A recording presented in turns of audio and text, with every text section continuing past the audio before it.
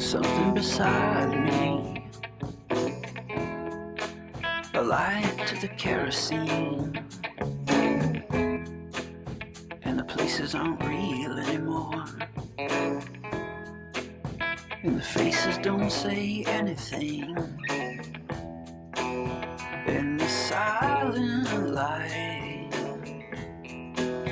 of the mind-blown sphere. It's a game, Devil's Chess Club. Devil's Chess Club.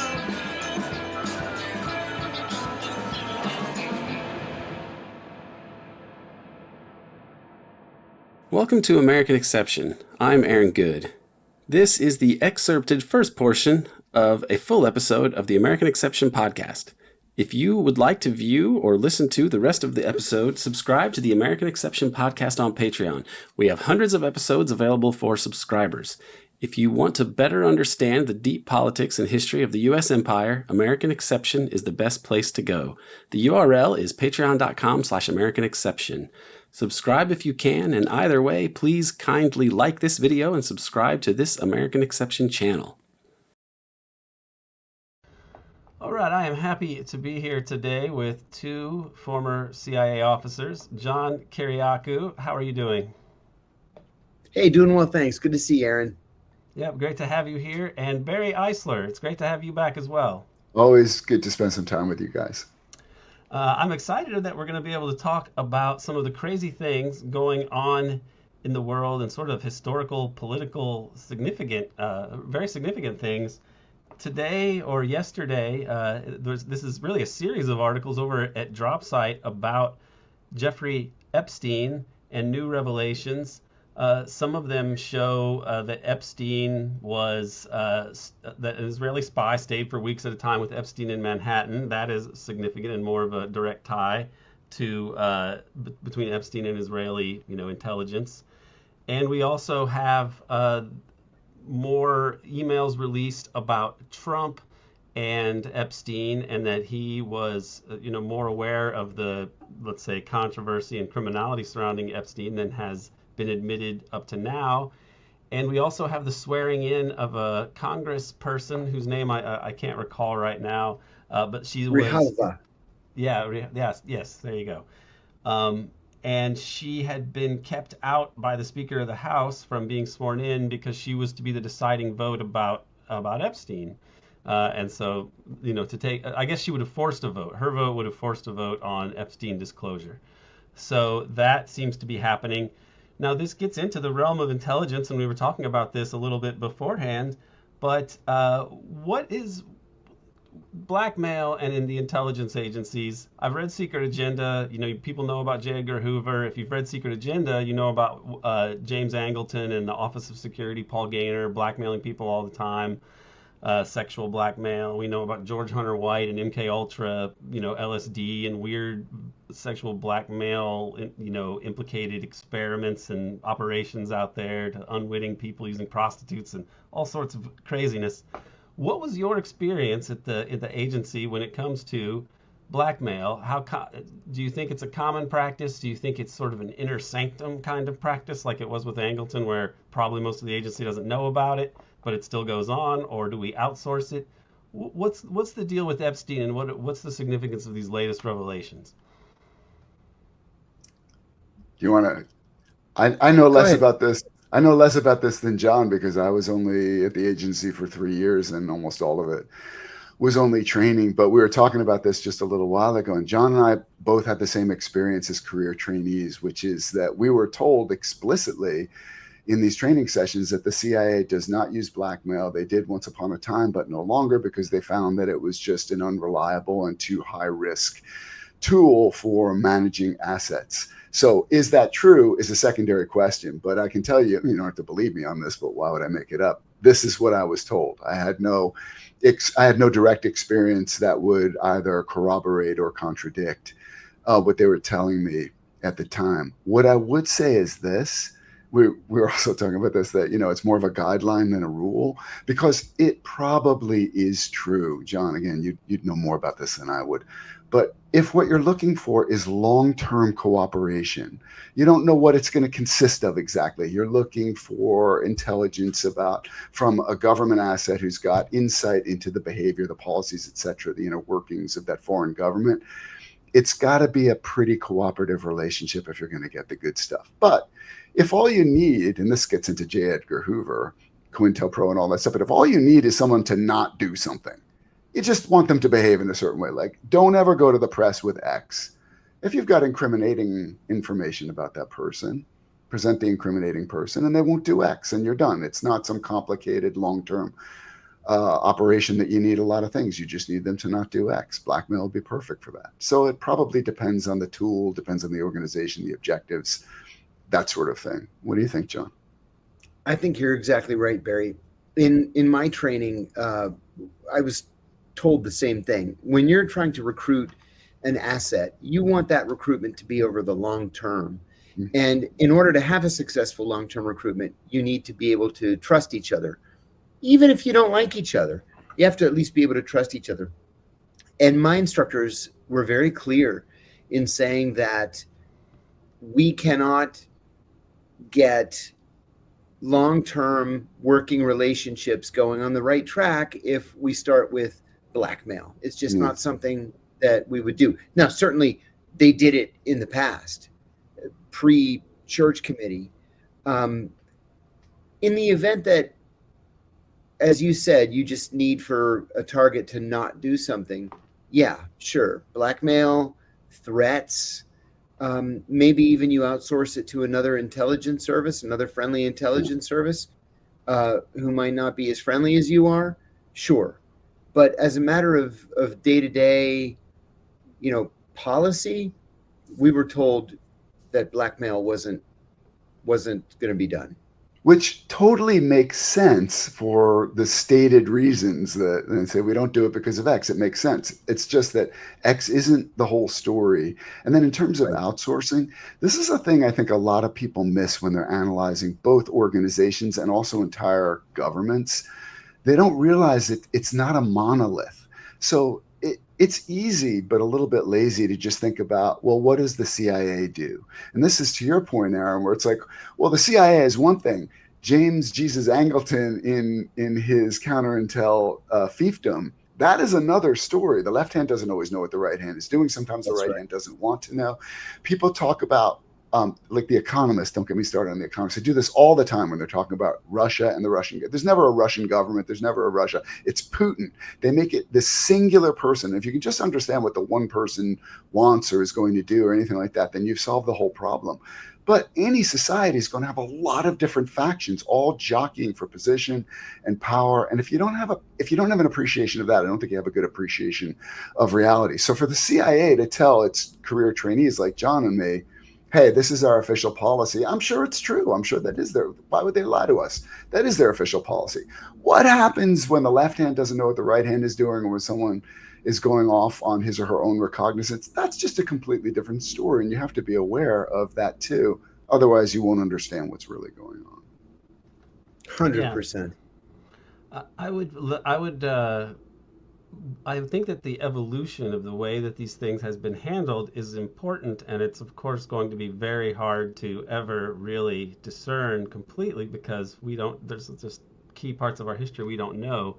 But when Angleton, back under JFK, when they were doing Operation Mongoose and so on, and they were all these assassination plots that the president and the director of the CIA were not aware of, the liaison between them was, between the island and the operatives there and Angleton and Harvey, was an Israeli officer, an intelligence officer, and that did not come out until 2024 or 25. I wrote about it, and I mean, to me, it was very significant. And then they deleted a page from that testimony, even that you can find it, that I found elsewhere, but you can't find it in these new releases under Trump, that says, yeah, I didn't even really tell the CIA director McCone, because why would I want to bother him with a thing like that? So you think about what he was doing there, and then and with no oversight from anyone. I mean, I guess Helms knew about it, and because he was the director of plans under Dulles, and Dulles had known about it, about arrangements like this with Angleton and Israel.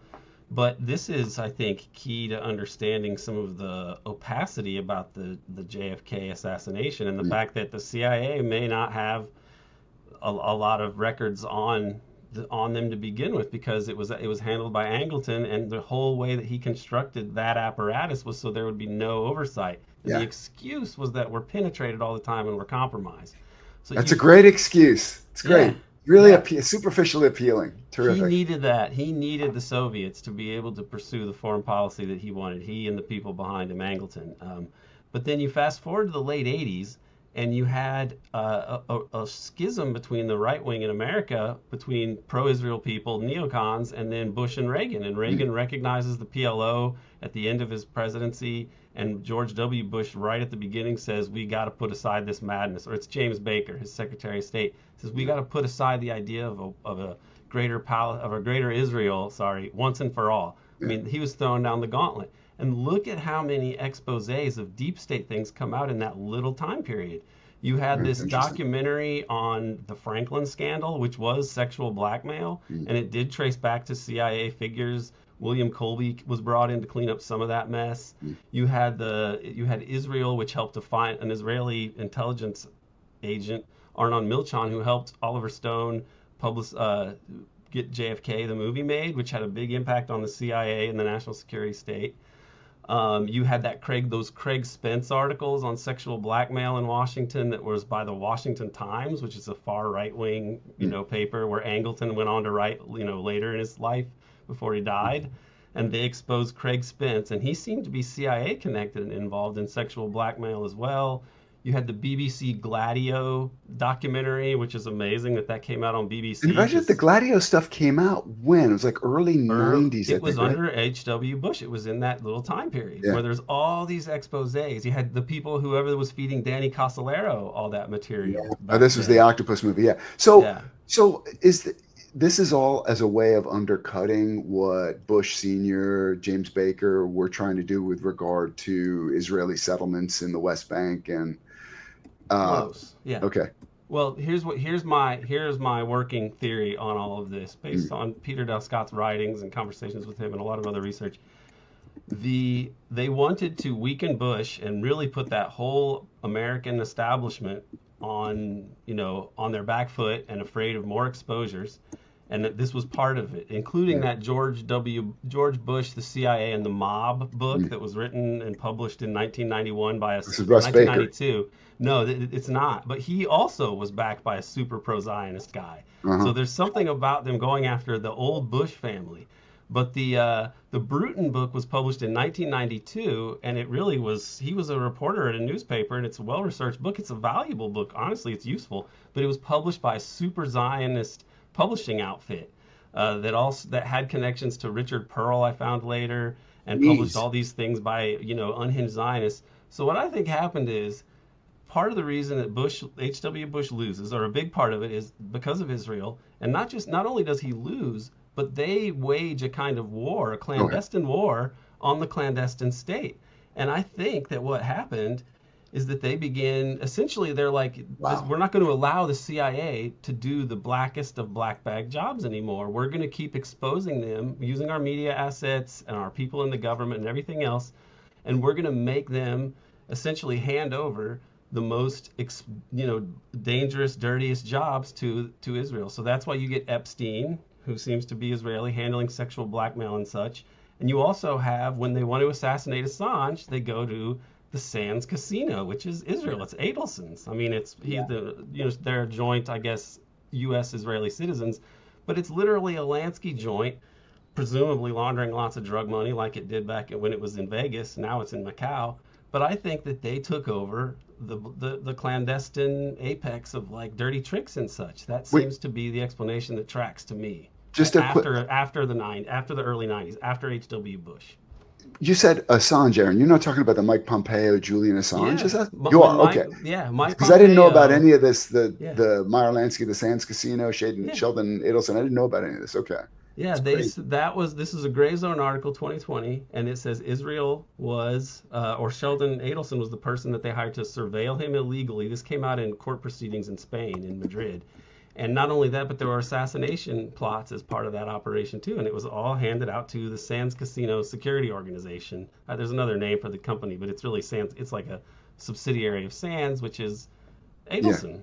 yeah. So this is who handles, America's the dirty tricks of the deep state. So when you guys were told this, that may have been halfway true. Right, right, right. That it wasn't something that CIA officers were doing directly, and then they would just omit the other shit. See, that is so interesting. It's funny. This is where being a trained lawyer sometimes helps me, because you get at drafting and negotiating contracts, you pay really careful attention to the way language is used and what it's going to mean. And so I didn't think of that one, and I should have. But when people say, for example, like, well, we don't do blackmail. Who's we? Very important question. You can even get into definitional things like, well, what is blackmail? How are you defining blackmail? But I remember when Dick Cheney, in Justifying Torture, enhanced interrogation techniques, he said, we got actionable intel from detainees, terrorists we subjected to enhanced interrogation techniques. And immediately that old lawyer part of my brain fired up and said, wait a minute, what was the chronological sequence? Because if they gave you some actionable intel and then you tortured them after that, then technically you did get actionable intel from people you tortured. It's just that there was no causal relationship. You tortured them afterward. They were already giving you what you needed. I need a little more precision before I can sign up for even just what you're describing. So anyway, I usually notice things like that. But yeah, good point. Who is we in the case of the CIA? We only outsource. They don't, maybe they didn't torture either. They just sent people to Syria, for example, or Egypt, or wherever. Yeah. Exactly. Yeah, how much of that was done by actual CIA officers, John? When you were, you know that more about that program than I do, and I don't recall that detail. But was it usually? It wasn't carried out by CIA officers. Yeah. Or was it? No, just about none of it was. They were all CIA contractors. Yeah. Super interesting. Yeah. And then you get into right. other definitional terms too, where one thing they did was just say it's not torture. Those were all the U memos. Yeah.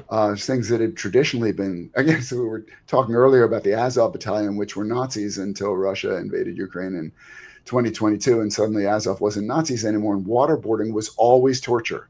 Always. When we were prosecuting other countries for doing it or describing the behavior of other countries, it was always torture until we found it might be useful for us. And then suddenly it was just an enhanced interrogation technique. So the defined terms really matter. Yeah, this is the bastardization or of language in many ways to obscure what's going on is obviously Orwellian and really sinister, but that fits with the themes of the days that we're living through. Yeah. I gotta ask John, because you're a Middle East specialist, what do you think about Jelani now? He's playing basketball. I think he got good at playing basketball because he used to just take severed heads and throw them into a well or something, right? From further and further away. They play horse like that, right? Maybe that's what's going on. But what do you make of him posing with the president in the White House? It's the craziest shit I've ever seen. Yeah, honored guest. Listen, I don't mean to be cynical, but the only conclusion I can draw is that this guy had to be a long-term CIA asset. He had to be. With his resume, he should be, buried under the jail, as the saying goes. The guy was a member of Al-Qaeda. He was a co-founder of ISIS. He allegedly, took up arms against the United States. Everything about this guy shouts Osama bin Laden light. And then instead, we essentially usher him into Damascus over the course of a week or 2 weeks.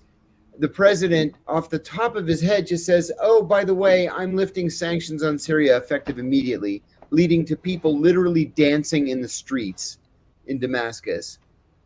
Barbara Leaf, an old friend of mine, who's now the Assistant Secretary of State for the Near East, jets off to Damascus with the Special Envoy for hostage negotiations to make peace and bring gifts. And then he's invited to the White House to to be feted by all the Washington swells. The only thing that I can think of, because we don't change our minds about people quickly like this. We don't. Look at the U.S. relations with Cuba. We're still fighting Fidel Castro, and he's been dead for years now. Yeah. So why all of a sudden do we just bend over? We're still pissed about the revolution in Russia in 1917 and communism. We are. We're still pissed. It's upsetting. Whitey never forgets. That's sort of what I think of these guys. Well, we never forget as long as it's useful not to forget. If it's useful to forget, then it gets memory hold, or we've always been at war with East Asia or whatever. And then when the Central Americans say they don't forget about what the United States did to them, we just call them communists. Yeah, I mean, you call them communists, you can kill them, or you call them narco-terrorists. That seems to be even better now. And then you can do a kinetic action against them. That's right. More euphemism. You know, part of what interests me about what's going on with Jelani right now, Twitter's been pretty useful about it, I think, at least in my feed. I mean, there is a fair amount of shock, and at least among people on Twitter. How much does that really count? About the fact that this former Al-Qaeda ISIS guy is now like a most valued player welcomed into the White House. Right. The big lesson for me from all of this, and to the extent it's a useful and accurate lesson, and I think it is, I wish more people could appreciate it. The wars don't mean anything. They don't mean anything. If you go back to Vietnam, 10 years of America's war in Vietnam, we killed as many as 3 million people in Southeast Asia, 58,000 Americans. Those are just the numbers of dead. We don't really count the brain damaged and blinded and burned and the amputees and the orphans and all that. We just don't. The suffering that we meted out on the other side of the war, other side of the world in that war, is incalculable. And it just didn't really matter. In 1975, the country was reunified, the communists took over, and the world kept spinning. We went into Afghanistan 20 years to kick out the Taliban. The day we left, 20 years later, the Taliban were right back in power, and they've been back in power ever since. Al-Qaeda, we upended the entire world and shredded the Constitution because Al-Qaeda was an existential threat. By the way, you might have noticed all threats are existential now. They're not threats, they're just existential threats. It makes me crazy. I'm like, surely there are some threats that aren't existential. Anyway, Al-Qaeda was an existential threat, and we had to shred the Constitution and kill millions of people and displace millions of others all around the world to fight the existential threat. Now, excuse me while I welcome an Al-Qaeda leader into the White House because we've installed him as the president of Syria. It's crazy, and I wish people could just see all this and take a step back and say, maybe all the wars and all the existential threats and shit, maybe it's at least a little bit a scam, a racket, maybe a little bit it's severely neurotic people with a lot of insecurities like Lindsey Graham and others who are working out their insecurities by playing the game of geopolitics, and they should actually be kept as far away from the game of geopolitics as possible. They should be put into therapy where they can work out their issues safely. Anyway, nobody really sees that. It's always the net. Yeah, this time it's true. But all the others, sure, it was a scam and a racket and it didn't matter anyway. But this time it's true. It makes me crazy that so many people can't seem to connect. It's not even connect the dots, just draw a simple lesson. Like, sorry to wrap this up. I didn't mean to go on so long, but obviously it does make me crazy. If you have someone in your life who lies to you repeatedly and is repeatedly caught lying to you, and now they tell you a thing, isn't there at least a part of you that's like, they have a record of bullshitting me. Why am I assuming this time it's true? But when it comes to people in their government, we just instantly forget about the last round of bullshit and believe this one can't be bullshit. It must be true. It's unfortunate. Yeah, I have a line in American Exception where I just point out that it's a legal truism that if a witness is caught lying to you, that you can disregard the rest of their testimony. But if you would apply that to the United States, which is lying constantly, day in, day out, about, especially when it comes to the covert operations, which are all illegal by the UN Charter. I mean, most of them are illegal by the UN Charter, which is the supreme law of the land according to the U.S. Constitution, because we ratified that treaty. We just operate in a state in a state of exception. We just do whatever that is expedient for imperialism. And this is what I do think that people realize that a little bit more. Is you even see it on the right. The analysis of Tucker Carlson, which is strangely critical of empire, and I'm not going to try to put a white hat on anybody. I know he has other views and a history and different angles that I would, wonder about. But the truth is, like, there are more people on the left and the right that realize this is a disaster. And the cratering of support for Israel, I think, is the most clear-cut thing about that. And this gets into John. I saw, it was funny. I saw a Jimmy Dore segment, a video, and they had both of you in it. They had Barry, who was being interviewed, I think, by Cenk Uygur. And No, this is ages ago. yeah. And then John, they were interviewing you, and they were asking you about whether you thought we created Al Qaeda, and you said that you didn't think that we did. But do you think that a sort of Western coalition of people could have done this? Because when you look back at 1991 and that coup in Azerbaijan that used Al Qaeda types, although it seemed to be against H.W. Bush's general foreign policy, but there were Western actors involved, and that is the beginning of the post-Mujahideen 1990s McJihad era, we could call it. And it was installed in Azerbaijan, and the group that did it was called Mega Oil, which also happens to be the name of that 1990s super Israel oligarch network of like Wexler and Adelson and Lester Crown and all these guys who were maybe trying to influence policy in the U.S., right? They were a group of super pro-Israel guys. So I'm wondering if that's a coincidence or not. But either way, you had Iran-Contra guys like Richard Secord and Ed Dearborn setting up this airline like an Air America in 1991 in Azerbaijan. And you also had CIA people arranging the visas for people like the Blind Sheikh and so on, for the Bosnian jihad at the time, and they were going into the U.S. So I think that the origins of Al Qaeda are quite mysterious, but there's a lot of reason to believe if the U.S. wasn't directly involved that Western intelligence and or people aligned with Israel may have been. Looking at Jelani now, does it make you reconsider the origins of this whole era, No. or I what do you think think? bad U.S. foreign policy decisions indirectly led to the creation of Al Qaeda, but no.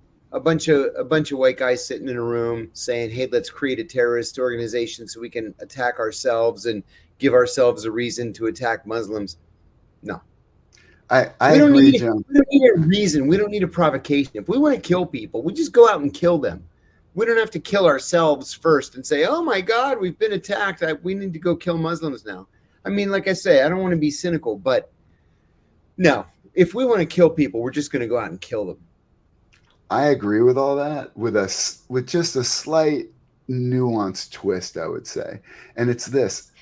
I notice there are certain phenomena where the solution to an alleged problem then becomes a problem requiring more of the solution. And what I mean in this context is during the Cold War, the obsession was with destroying the Soviet Union. And so if that's your imperative, then anything becomes subordinate, anything becomes okay as a tool in service of that imperative goal. And one of those tools was a critical tool was after 1979 when the Soviets invaded Afghanistan, the covert war, the Charlie Wilson's war kind of stuff. And that meant arming Afghans and foreigners who came to Afghan to fight the Soviets, arming them, training them. We called them the Mujahideen at the time, but it doesn't really matter what we called them. There must have been concern. Again, John, you would know more about this than I would, but there must have been concern about potential blowback. People must have said, these people aren't like exactly our type. They're not secular. They're not Western, and we're arming and training them. We're going to have Stinger missiles maybe floating around there. Afterwards, it could become a problem. And I would imagine that the overall bureaucratic institutional ethos was, we'll worry about that later. If it's a problem, we'll worry about it later. Right now, we got to destroy the Soviet Union. And part of the reason that they didn't worry about it enough, I think, is because then if the blowback happens, you sort of benefit from that too. Now we got a new war. It's like, hey, you were right, Jim. They did turn against us. And, well, what are we going to do now except increase military budgets and go fight them? Actually, this was that famous or infamous, depending on how you look at it, James Woolsey testimony to Congress and kudos for the propaganda, because I study marketing and I really appreciate good marketing, good propaganda, just on a tactical level. He said, this is right after the Cold War ends and the Soviet Union disintegrates. He says, we have slain a mighty dragon, and now we find ourselves in a jungle filled with poisonous snakes. And I just, I thought, no, we cannot recover from that. That was, well played. Really, it was like, we don't want the smoking gun to be a mushroom crowd. That's Condoleezza Rice. And again, I was like, oh God, that's really good. That's going to be tough to counter. So anyway, so the military industrial complex benefits either way. It's like, we've destroyed the Soviet Union, so you may think that we won't need this gigantic military anymore. But actually, what just happened? The world is even more dangerous than it was when it was bipolar, and so we need to do something. One last thing about this, I'm sorry, because I just saw this in last week's Economist, and it was like, I meant to put it on social media and never got around to it because it's just so the economisting.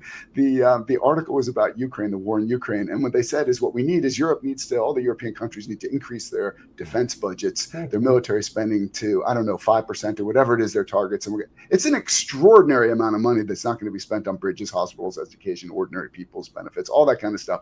And then they said, and even if the war is settled, we're going to still need to keep spending all this money because of the threat Russia poses. And again, I just come back to just ordinary people. I'm like, how can you not recognize a scam when the Economist says we need to increase military spending because of X, but also we need to increase it because of the opposite of X? I'm like, then we just need to, then your goal is increasing military spending. That's not a means to an end. It's actually your goal.